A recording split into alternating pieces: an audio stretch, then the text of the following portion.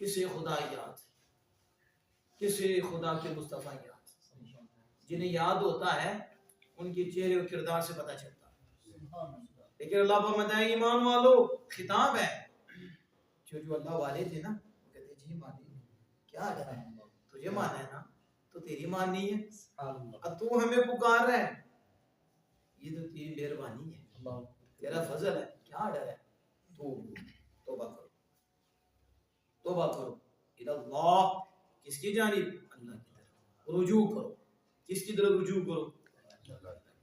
ولی کا کام ہی یہ ہے کہ امت کا رجوع سے اقرار دے، یہ کسی اور کی طرف لوٹ رہے ہیں، انہیں خالق کائنات کی طرف لوٹا دے،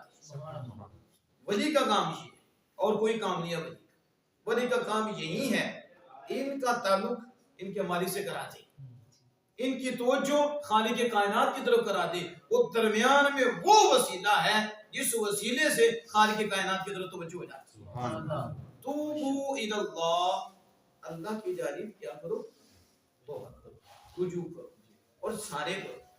الی اللہ جمیعا، اور توبہ بھی توبہ نصوحہ کرو، کون سی کرو، ایسی توبہ کرو کہ پلٹ کے دیکھنا تو بڑی دور کی بات ہے، دیکھنا بڑی دور کی بات ہے، اس گناہ یا اس عمل کو سوچنا بڑی دور کی بات ہے،